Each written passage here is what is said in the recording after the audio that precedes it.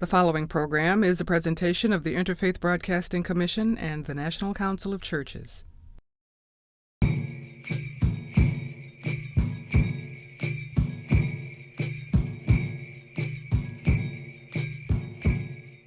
1960s was a time of discontent and social unrest, a time when the ignored and the forgotten stood up and demanded their civil rights.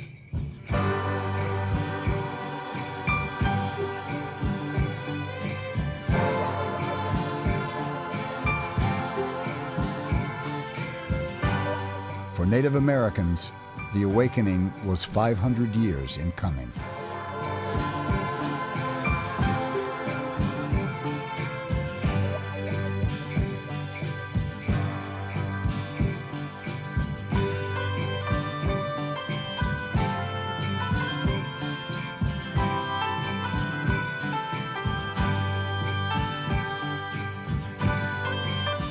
We, of course, chained up all the doors and locked them. Nobody could get in. There was a lot of people on the outside that supported us. We took Alcatraz because we felt as students that we were strong enough to make our voice heard.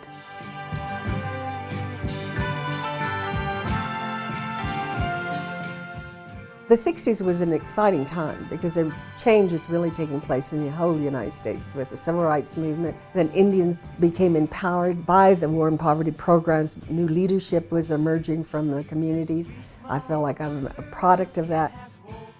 I was drawn to the movement of the time, which was the movement towards Indian self-determination and Indian sovereignty. And as we sought our own political identity and our own political power, we had to control our programs and our services.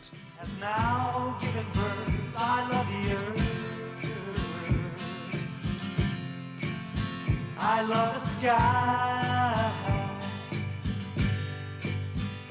After we met in Sioux Falls for the second meeting in 1970, and we organized a national board, cross-section of Indian people, from young activists to tribal officials, from very extreme sort of protest groups to very conservative Indian people in grassroots communities.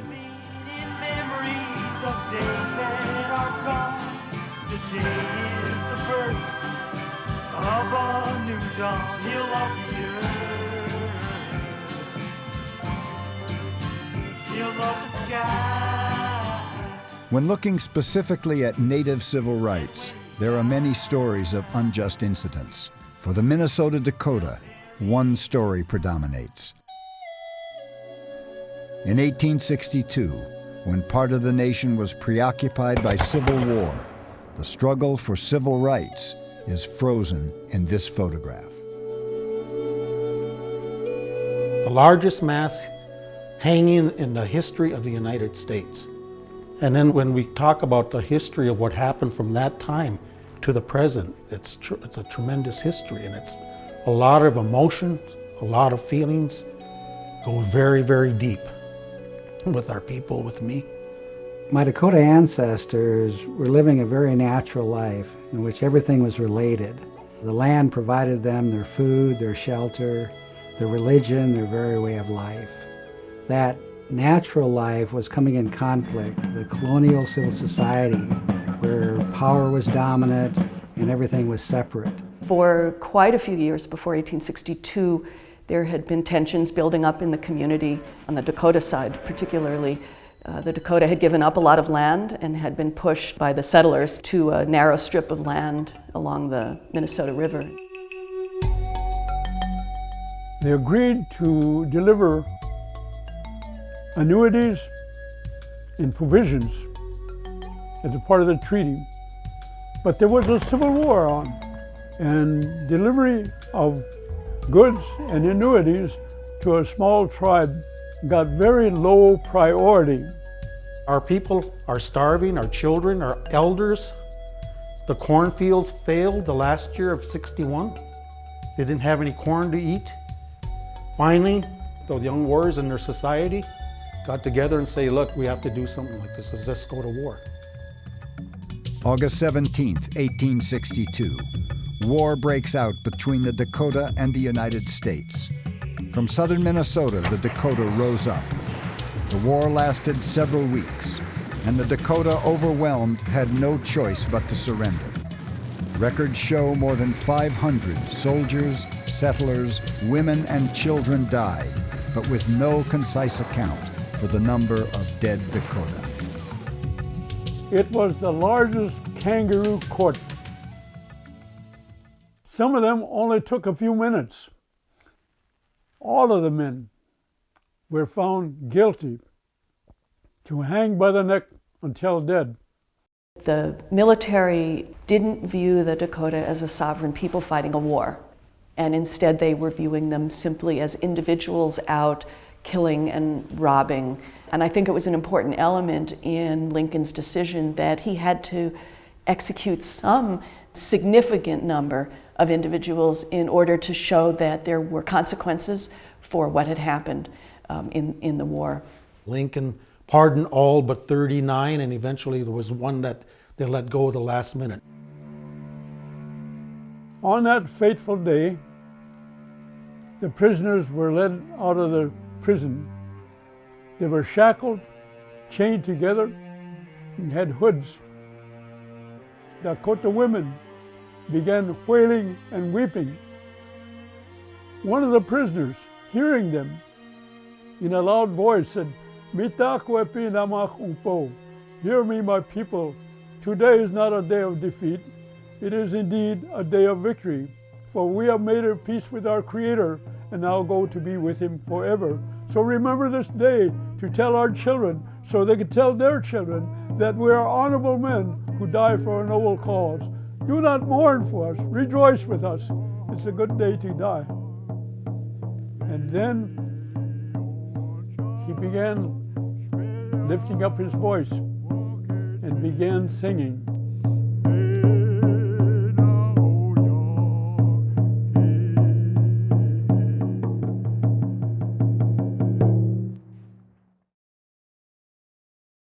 The civil rights movement, starting in the 1960s, as defined by community organizer Bob Moses, has two distinct traditions. There was the community mobilizing tradition, directed at large-scale, short-term public events, best known through the Freedom Marches led by the Reverend Martin Luther King Jr. The other tradition was directed at long-term development through community organizing with ordinary men and women. We were in the Deep South, and when they learned that I was a clergyman, one of the guys said, "Sid, why don't you help your own people?" I said, the black civil rights struggle is a struggle for all oppressed people, not just blacks. And that was Martin Luther King's philosophy. If I'm willing to be a part of the military to fight for this country, I ought to be willing to die for my own people and for the people who are oppressed. Growing up on a small reservation in South Dakota and visiting a lot of the other reservations, I could see the anger and the frustration that elder people had, but they were not expressing it outward. The young people were beginning to express it outward through acts of personal destruction. And I used to see young men who would drink and go out and literally beat their hands against the wall until there was nothing but flesh and blood as a way to vent their frustration. Becoming acquainted with the new movement, I think what interested me was the people that were involved, the young, educated, non-educated thought of what the truth about what happened to American Indian people in the last 500 years, the historical trauma, but also the ability of Indian people to fit in somewhere and to make a livelihood to live. I remember as a child that there was a fire here. Somebody's home was burning. And so you had fire trucks come, City of Phoenix, City of Tempe, and they're debating who has jurisdiction, who should be putting this fire out. And they do nothing because of liability, and the house burns down. And the police brutality was so bad back then and the racism was so terrible, you know. In the dead cold of winter, they would come down with their paddy wagons. They had they called it the Black Mariah. It was a big black paddy wagon. They'd come down, load Indian people up. They'd go in the bar and just take them by the neck and throw them in. And if they didn't have enough room, they would actually handcuff Indian people around a light pole. And they'd sit there sometime like that in the snow or in the rain until they come back and make the other round and pick them up. For me, it was probably the traditional Navajo life, the teachings of the Navajo people, the spoken words that the elderly tell you when you're still a young man about life, about education, about land, about people, the love, about the religion, about the character, the language, and all of that. I could still hear a lot of those echoing through my own ears when I go about doing things on a daily basis, even here. So it's, I guess, in so many respects, the Great Spirit touching you to do certain things, to go certain route.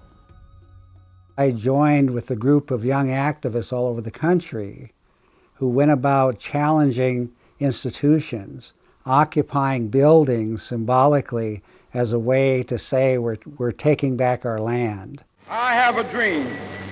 The civil rights movement differed from the American Indian sovereignty and self-determination movement.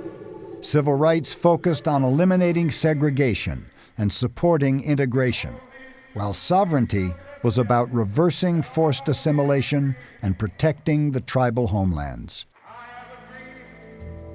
What was happening in the churches was part of the changes that were occurring in the larger society, where there was more awareness about civil rights, particularly black civil rights, but could be easily translated to civil rights with American Indians. And that's sort of what happened, particularly the membership and leadership within the different denominations. I saw it as the beginning, a door opening up to be able to maybe solicit support from the synods of the Lutheran Church, the interaction that was going on. They had programs. They had an Indian division, was my understanding, that handed out clothes, and we wanted more than clothes. I always saw the problem as in two ways, or why they were different. The federal government wanted to assimilate Indians, which was that we would no longer exist, and they wanted to integrate other people of color. So when you look at those questions like that, then you can understand the dynamic of how you have to work in those communities. A lot of people, when they do interviews and talk about the movement, they say the movement started here on Franklin Avenue here in Minneapolis, Minnesota. But for people like myself and Eddie Benton Benet and Dennis Banks and others, we knew that the movement began in prison. We wanted the community to give us a name. And after 2 weeks, I was confronted one day where these two ladies came into the office and pulled me outside and wanted to talk to me. And I went out there, and that's when they, why don't you call yourselves AIM? And I said, well, what does that mean? It says American Indian Movement. And I said, well, we don't want to call Indians no more. This woman, she just kind of jerked her. She said, listen here, Sonny, she said to me, Indian is what they use to oppress us, and Indian is what we use to gain our freedom. I came out of graduate school at Arizona State University having read these books about this great organizer called Saul Alinsky, and I went to Chicago on my own to learn from him. Well, simultaneously with actually my organizing in Chicago and training, Indian people were meeting with the Lutheran Church in Sioux Falls, South Dakota. The American Indian movement was challenging the churches, and particularly because the American Lutheran Church was headquartered in Minneapolis, they were challenging the Lutheran churches to establish a national board, to create a national staff, and to provide money for Indian organizing across the country. In July of 1969, the three largest Lutheran bodies, the American Lutheran Church, the Lutheran Church of America, and the Lutheran Church Missouri Synod, met with a group of Native Americans in Sioux Falls, South Dakota, and formally accepted the concerns. However, the next formal meeting was not scheduled to be for 1 year. The Indian people couldn't wait. We decided, well, let's really do this. Let's really go and take Alcatraz. On November 20th, 1969, 80 Indians docked at Alcatraz Island and declared to the world that they were taking back Indian land. We were the first generation of Indian people who were not subjugated to the government boarding schools where we were being controlled. We were in the cities, we were free, we could make our statements. We wanted to legitimize the fact that being Indian was okay and let them know that we still had a lot of issues back home that the federal government had never dealt with. The only time that I really was worried was towards the end when they wanted us off the island. They were hoping that we'd just all leave. We had an impact not only on our Indian people to be proud of who they were as Indian people, but it had an impact on a lot of people who were poor people or other minorities who have never had a voice.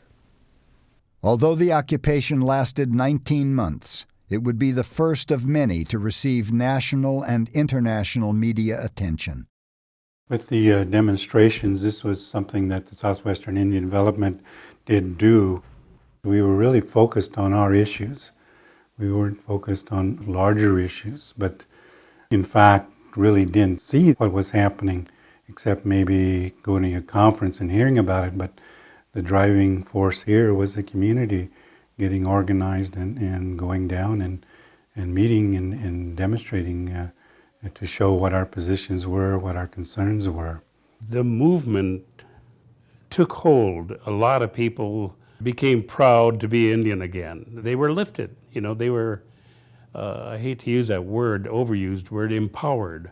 Empowered also was the feeling and level of activism which increased throughout Indian country, including the Mohawk school boycotts, Cherokee protests over state hunting laws, Northwest Indian fish-ins, Navajo demonstrations against the exploitation of coal, Alaska Natives picketing over oil and gas development, and many other demonstrations.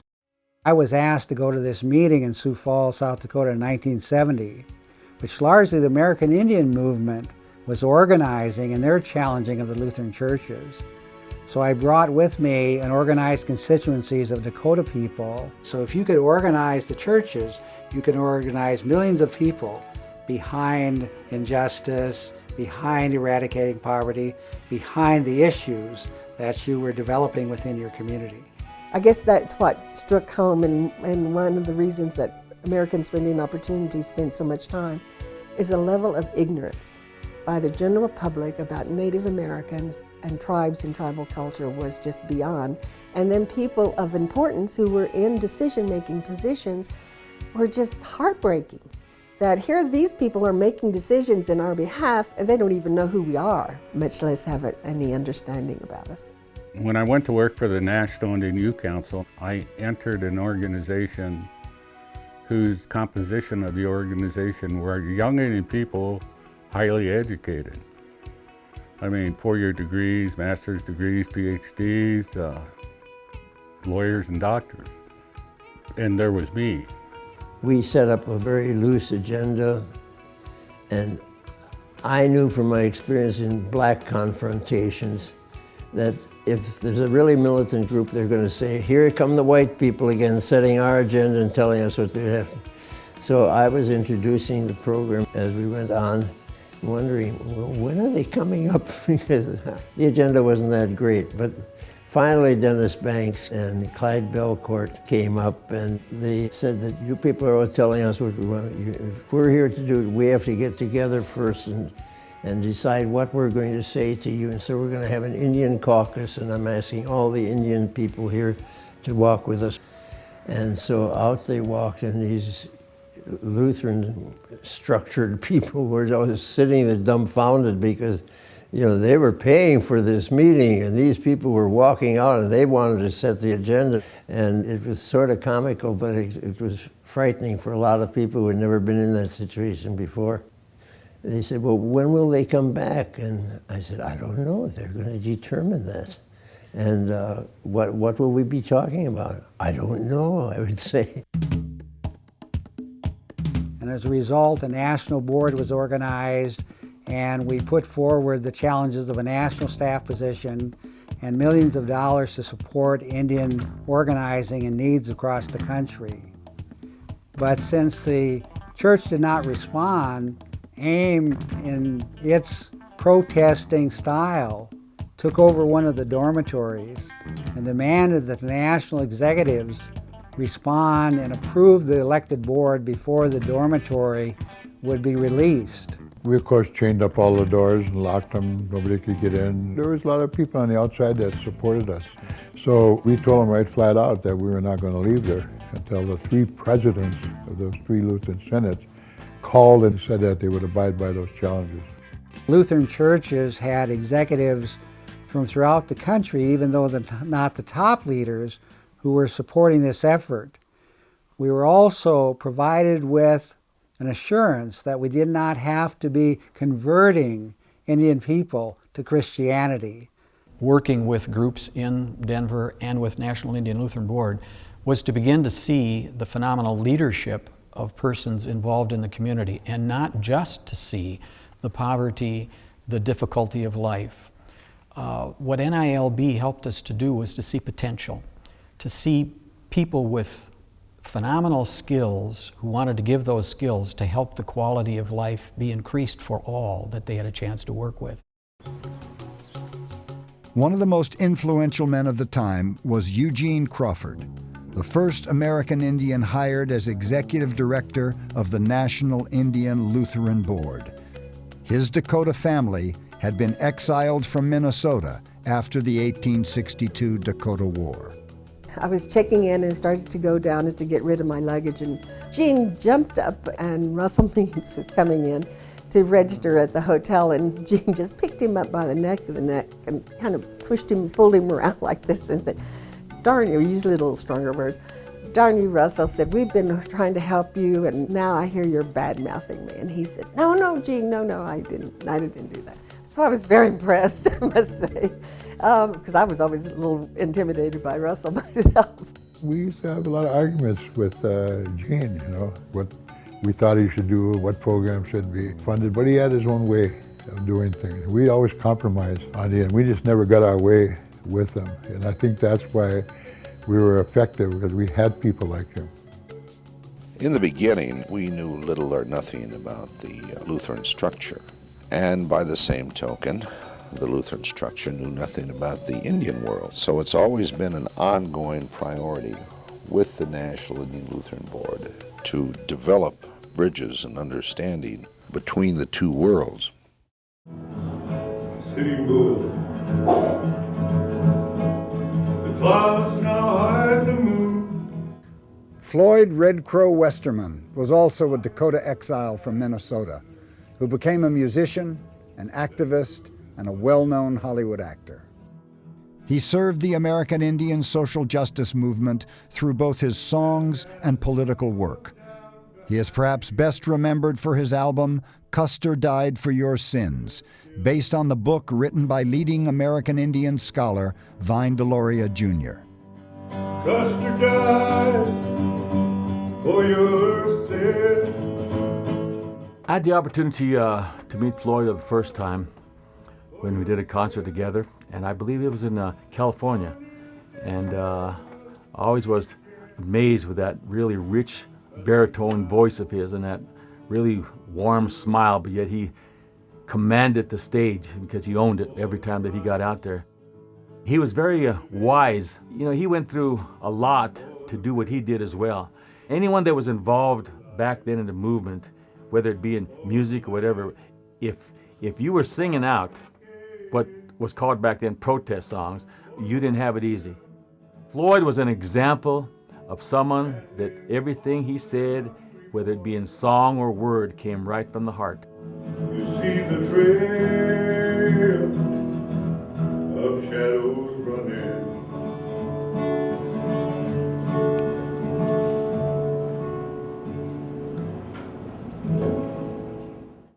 History sort of defined a relationship amongst a group of us that formed a network around the National Indian Lutheran Board. There was Vine Deloria, who was becoming the emerging contemporary writer and legal scholar of the time.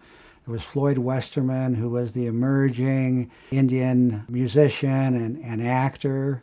There was Eugene Crawford, who was really in one sense, our symbolic and leading figure of the National Lutheran Board, who was an educator. And then myself, who was a young organizer. All of us came through the exile and ended up in South Dakota. I look at the very broad spectrum of grants that were given and the impact on various communities to address poverty, to address hunger. I know of incidents where people would have had nothing to eat for probably days if it had not been able to access a food bank or a soup kitchen. There were grants for helping build a longhouse up in the Northwest. A canning factory was established. It provided income for some of the employees. The grants never exceeded $4,500. The reason for the limit of $4,500 is this could have been like seed money, which would generate money from other organizations. It could be seed money for government projects. It could be seed money to bring other churches into partnership with the Lutheran churches. They were responding to a human need, and that's what we're supposed to be about as people. We are supposed to be in partnership with others. If you were an Indian community sending in a request for a grant, the requirements for that Indian community, because the Indians were imposing, was tougher than most granting organizations were. They were supposed to come in with a report every quarter on how they're spending their money. And if it wouldn't be there, they would withdraw it, you know. In other words, the Indians who were making their proposals weren't just coming in for a gravy train. They had to really press their cause and justify what they were requesting. NILB for me stands out as the perfect example of how to conduct ourselves as a people of faith, and how to reach out to and to be reached, and to embrace and to be embraced, and to listen and then to be listened to, and then to partner up and to work together. When I first came to work at Indian Rehabilitation, that was in 1979, our total funding, including running the program and salaries, was $30,000 a year.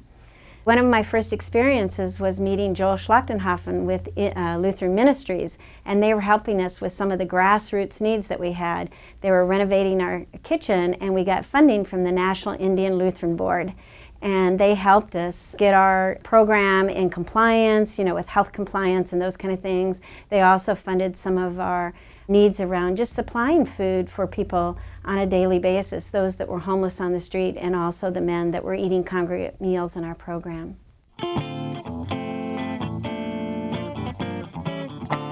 November 1972. A caravan of over 800 Indian people traveled across America and arrived in Washington, D.C. They planned to meet with Bureau of Indian Affairs officials and deliver what is known as the 20-point proposal. In 1972, the National Indian Lutheran Board supported the American Indian March on Washington, D.C.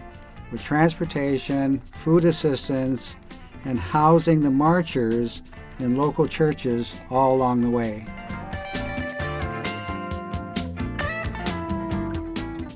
I remember one specific incident with the National Indian Lutheran Board. AIM had come to Washington, D.C. when the Congress was in recess. Nixon was in California, and so were most of the cabinet members. By the time they arrived, they had the authority to meet with them. You know how bureaucracies are, they're afraid of their shadow. So nobody would meet with them out of frustration. They just took over the bureau and stayed there till somebody was going to pay attention to them. That was my first week as director of the National Congress of American Indians, and I think I didn't sleep much during that entire week of the activity. Our efforts didn't work. AIM pretty much ignored us, so we generally stood by. If we were needed, we hoped to be able to help. Margaret Gover and I went down because we heard there were Oklahoma Indians who had come in the long walk to Washington, and we wanted to see if there were any relatives of ours.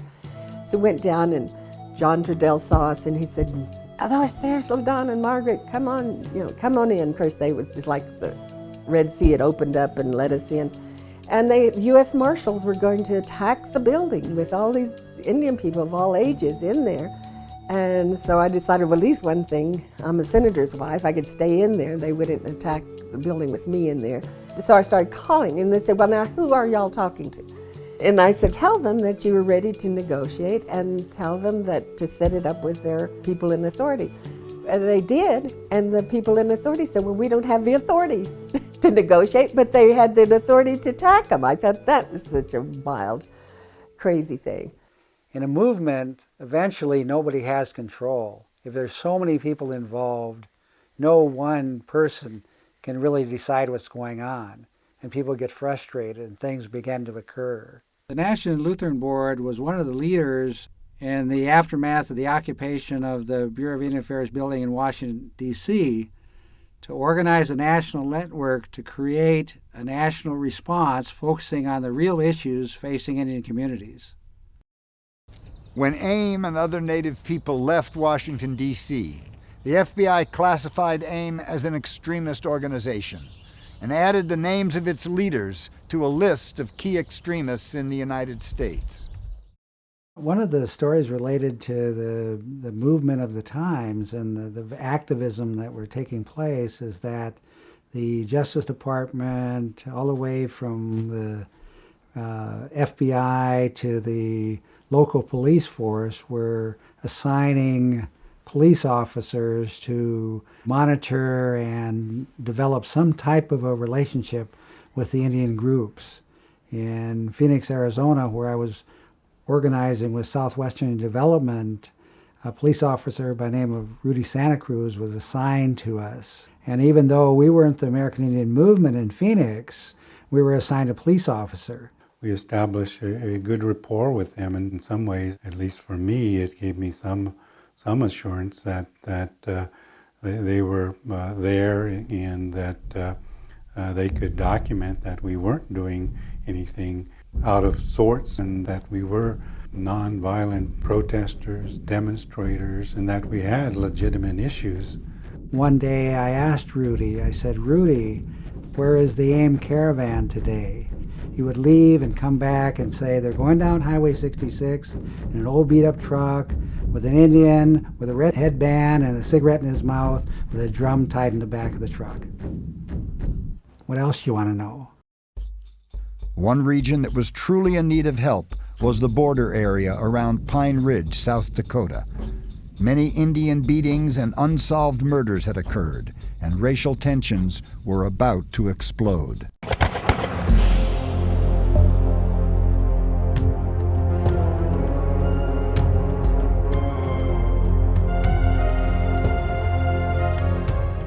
The leadership of Wounded Knee were making their own decisions.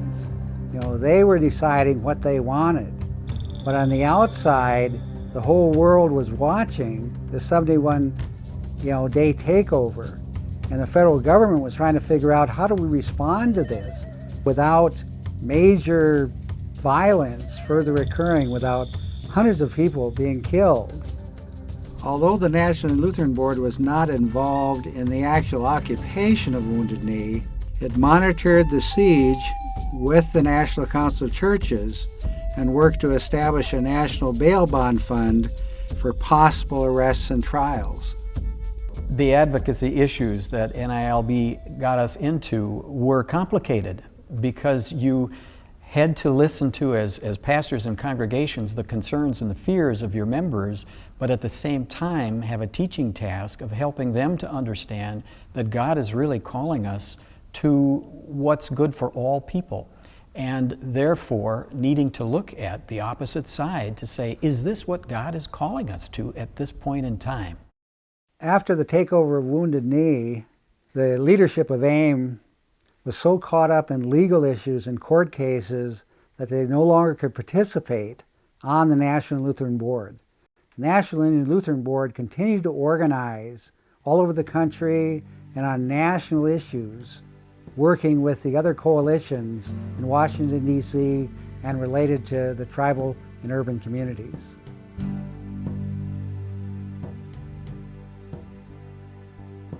In the early 1970s, a third of Native people fell below the government's official poverty level. The average U.S. income was $10,429, compared to Native earnings of $5,226. Along with the basic needs of the family, health care was one of the biggest issues. I'm from Pine Ridge, and as a resident of Pine Ridge, I saw some of the devastating effects of the diseases and problems and the conditions. Polio was a prime problem when I was growing up, 1950s. Alcoholism, substance abuse, suicides, STDs, cancer, and particularly diabetes were pretty rampant on the reservations. The issues of health care and unrecognized tribes were brought to us by the National Congress of American Indians, by LaDonna Harris, who was organizing all Indian strategies in Washington, D.C., and by Vine Deloria, who was really the philosopher of the sovereignty movement. In our urban hearings, one of the things that we made a point was just because Indians did not live on the reservation, under the treaty, we were entitled to services wherever we were. One of the dynamics of getting this national network together was that it gave us enough people to not only write legislation and get them presented to Congress and get Congress to pass them, but enough people to get the support of the president to sign the legislation so it became law. Lutheran Council in the United States of America was a way in which the different church bodies came together to do some forms of ministry, such as the Indian ministry through National Indian Lutheran Board. So it brought together church bodies that didn't work in lots of other ways together, but around these concerns could say, we are of one mind, we want to be supportive here. And that led to being able to be useful in Washington, because there was an office related to the Lutheran Council that helped do advocacy work, which assisted with some of the major issues that the Indian community was working on. We got the church groups involved in this as a civil rights, human rights issue. We brought all our allies, because I had been working outside the Senate in all of these different organizations, because that's what I'd been doing back home, and Fred then in the Senate could use his skills to get it out of committee. The real key there was when it came together as a law and it was lobbied through Congress pretty much intact. Office of Management and Budget, the president's own chief advisor in these issues, was strongly pushing for a veto. And there were people on Capitol Hill who didn't vote for the legislation that were hoping that it would be vetoed and were pushing for it. One of these organizations was that there was called Congressional Wives, and we'd have a meeting every so many months as a way of socializing. LaDonna Harris was a friend of Betty Ford, and calling Betty Ford and urging that tonight over tea, why don't you talk to the president about this? And sure enough, it worked. I don't know how much that had to do with it, but I would think it had. So that was true. We were sweating it. We didn't know that it would be signed by him, and he signed it courageously, but with an awful lot of good pressure. There was a lot done with different issues of advocacy, and one of them, where I worked in Denver, really came from the passion of a woman who had lived in the Northwest and was involved with us in trying to build education and awareness around Indian concerns. And treaty rights around fishing were a big issue for her, having experienced that in the Northwest. So she was trying to help all of us to understand the way the treaties functioned and the way that gave an advantage to the Indian community in salmon fishing. And of course, we learned as we heard this that this was not terribly popular with even Lutherans who were involved in the fishing industry, and that as advocacy was being done in this area, there were divisive conversations. The community was divided about, should the Lutheran Church be having anything to do with this? Why should these treaties still be supported? Isn't this a new day? Shouldn't we be able to move on? Well, the issue may be a little bit different, but it still is a time for us to be looking at how those treaties need to be continued to be supported. After the passage of the Indian Healthcare Improvement Act in 1976, one of the major problems was that you had to be federally recognized in order to receive the service.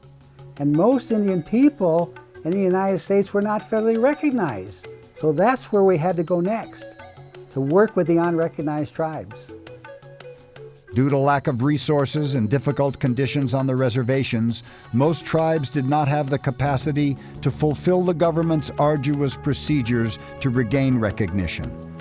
It was through the support of the National Native Network, of which NILB was a part, that many tribes successfully reclaimed their federal recognition, and others advanced their claims to be recognized for the first time. I remember being at a meeting in Tempe, Arizona, and this Yaqui Indian man came to our meeting by the name of Anselmo Valencia. And he came and asked us to support the Yaqui people, who were actually people from both Mexico and the United States, get federal recognition. And so the National Indian Lutheran Board took that on as our first effort to work with a non-recognized tribe. And we provided money and we helped write the legal analysis that the Yaquis needed to petition for federal recognition. We have our own language, we have our own religion, our own culture. And even though there was an artificial boundary between the U.S. and Mexico, it did not take away our Indianness, our Indian identity. So this community, along with many other Yaqui communities in the Tucson and Phoenix area, they were not reservations. They were Yaqui communities settled by the early families coming to the Arizona territory, escaping political persecution. Well, with recognition with the Yaqui tribe, I think the main thing was to have land ownership. That differed from the other tribes in the sense that there was many civil rights issues that came along with that. The other tribes could focus more on those issues, and whereas the Yaqui tribe had some real basic issues, which was just living, having a place to live, having a community to be a part of. Anselmo Valencia told me how many of those elected officials were saying, why should we give you federal recognition? We did not have a war with you. And Anselmo Valencia turned and said, okay, that is true, but you know what? If that's all it's going to take, then I will go home tomorrow, organize, because we still have our military societies, declare war on the U.S. government, and yes, we're going to lose in a matter of seconds. Will you then give us federal recognition? And I think they were embarrassed by his comment and his challenge. So the National Tribal Chairmen's Association was formed, and they're the ones also that fought against the recognition of small tribes. That if we allow more small tribes to get recognized, that cuts the pie into thinner slices, you know, the big federal budget pie, and we all get fewer dollars. Kind of separated us when we really needed all the unity we could get. A piece of this history is a weird piece that I really mentally cannot understand, are the Lumbee people from North Carolina. They have been so abused through the years, through their efforts of trying to get federal recognition. The largest unrecognized tribe that the National Lutheran Board worked with was the Lumbee tribe of North Carolina. The Lumbees had been struggling for over 100 years to get full federal recognition. So we got all these great people together thinking, these great organizations thinking, boy, this will be smooth, and we get the National Congress to back us up and then change the regulations in Washington, we'll do this. We just ran into a blank wall. Those of us who had been working with these groups were amazed at the resistance.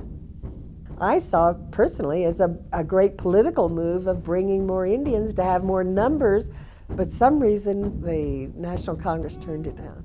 Early on, the Lumbee came to join the National Congress of American Indians and came to the convention and were declined by the Credentials Committee because you have to be a tribe with a governing body. And they could never convince NCAI that they were a tribe. They came as a development corporation. We provided them with dollars to do additional legal work, to help rewrite their petitions, to help advocate to the National Congress of American Indians and other national bodies to get behind and support the Lumbee issue. The challenging part of the Lumbee issue was because there are so many of them, their numbers would challenge the federal Indian budget. And so money became the issue. You know, if the Lumbees got recognized, if there were not more federal dollars allocated, then they would take away much of the money for many of the other tribes. So the fear of that resulted in other tribes not supporting the Lumbees. So many more tribes have been recognized, and it hasn't caused the budget crash that a lot of the more fearful tribal leaders were projecting. March 28, 1979. Tragedy strikes the east coast of the United States with the nuclear meltdown of 3 Mile Island, receiving international attention. However, months later on the Navajo Reservation, the largest accidental release of radioactive material in U.S. history occurred at Church Rock. A uranium tailing dam burst, sending 1,100 tons of radioactive mill waste and 90 million gallons of contaminated liquid pouring into the Rio Puerco River. I also remember right about that time, 3 Mile Island, and how that was in the news, on television all the time. The same thing happened on the Navajo Reservation among the Indian people, among the Navajo people. And you didn't hear about it anywhere. The release of millions of gallons of waste material from the uranium mill into the Rio Puerco River has created a long-standing concern from the communities in Pinedale chapter through Church Rock chapter, all the way down the watershed into the state of Arizona, because the Rio Puerco does flow quite a bit, and it eventually contributes to the Little Colorado River, which then contributes to the Colorado River. There wasn't the general public response that you would expect, nor did the governmental, or the response of the various governments, state and federal, seem to be a real alert and concern to the issue. A professor of physics from Concordia College in Moorhead, Minnesota, spent a year there. People that were brought in with an NILB grant from around the country, panel of 5, and they made their assessments and made their recommendations for how things more properly would be done in the future with regard to regulating the mines and monitoring the effect of those mines. In April of 2005, the Navajo Nation Council considered a law called the Diné Natural Resources Protection Act, and that law was a proposal to ban uranium mining and milling. It was received with overwhelming support and was enacted into law. Energy is important. A lot of our energy is through water, but that's going to diminish as water diminishes. So, the future of the Southwest particularly, as well as in other parts of the country, really are in the hands of Indian people. So those are the two interrelated issues that tribes are going to have to strategize on and work out and really become an important player at the table for the future of the Southwest. The National Lutheran Board, which was organized in 1970, came to an end in 1988. It came to an end with the reorganizing of the Lutheran churches. The Lutheran Church Missouri Synod pulled out of the Lutheran Council USA, which was the platform which the National Lutheran Board attached itself in a parallel body to these three churches. The Missouri Synod did not really intend to back away from Indian concerns, but they were in this new grouping where an ultra-conservative group became the leadership in the Missouri Synod, decided we don't want to be doing this with the American Lutheran Church and the Lutheran Church of America, with those two church bodies, because we don't think that they're quite with us in faith matters. When the Lutheran churches reorganized, they began to focus inward rather than outward. When they focused inward, they wanted to assimilate the National Lutheran Board into the newly formed Evangelical Lutheran Church of America. So there would no longer be a National Lutheran Board. We lost our grant process, which was very harmful to the communities that depended on the partnership of the Lutheran churches. We didn't have the authority to provide those grants again. One of the things that I think was lost in the formation of the new Lutheran Church and the desk, Native American desk, was the strong self-determination that was a part of the National Indian Lutheran Board. In the new structure, it's taken a long time for us to get to the point where we realize that that is a tremendous loss that took place. Though the combined resources of the National Indian Lutheran Board may have been lost, the core network of leaders remains to develop communities, whether they're urban or whether they're on the reservation, and continue to work to break down barriers between the two. So we made a commitment and a decision among the leadership that we would all go back home. So I came back here at Minneapolis, and I think things just kind of mushroomed. And I ran into a man by the name of Dr. Leon Sullivan. He's one of Martin Luther King's #1 lieutenant, one of the prime organizers in the South. And he told the people there in that room, all his black leadership, by the end of this year, he said, we're going to have an Indian arm of OICs of America, and this young man here is going to run it. We've trained over 30,000 people. We took 26,000 right off from welfare roll and put them on payroll in our job training program. Then we started developing Little Earth in our tribe. We've created the Indian Health Board, the first urban Indian health program in the nation. Our Legal Rights Center, I went to a board meeting 2 months ago, celebrated their 60,000th case. I like to see the whole avenue lined up with Indian programs, Indian business. That's the heart of our community. Well, on Franklin Avenue, we're trying to bring together tribal resources with urban human capital and financial capital in targeting a particular physical location, which is Franklin Avenue, where there's enough consolidation of land by now to actually build out a physical cultural corridor.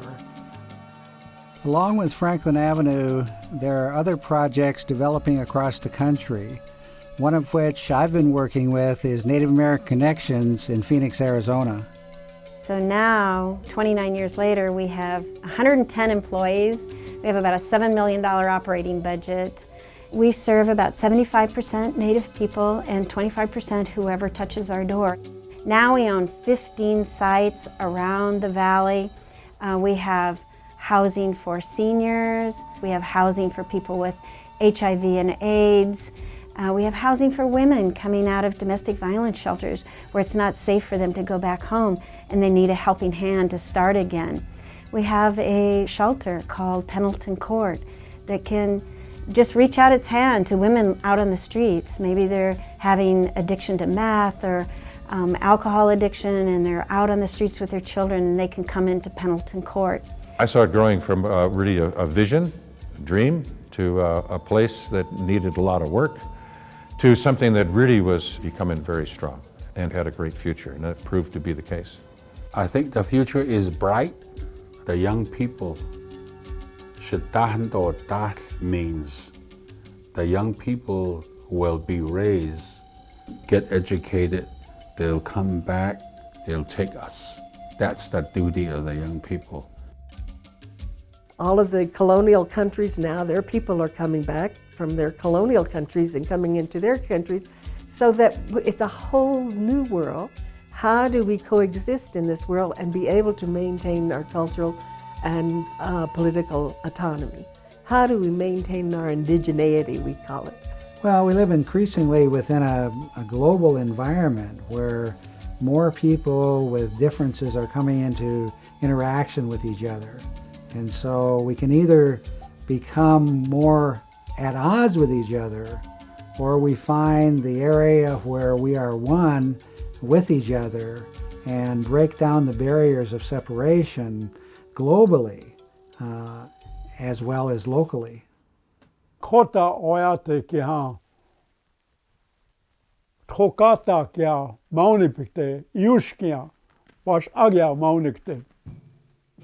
We are a people. We will walk towards the future with strength and power and compassion. We've seen how war and social issues and religious and cultural misunderstandings divide and separate us. There are lessons to be learned from Native people and religious leaders who stand up together and act as one unified force for change. But we'll never solve one problem or resolve one issue until we change our thinking and learn to relate to one another without the need to dominate, control, or destroy. I'm Peter Coyote. Thank you for watching. Memories of days that are gone.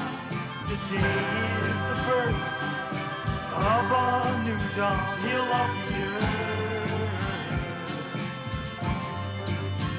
He'll love the sky.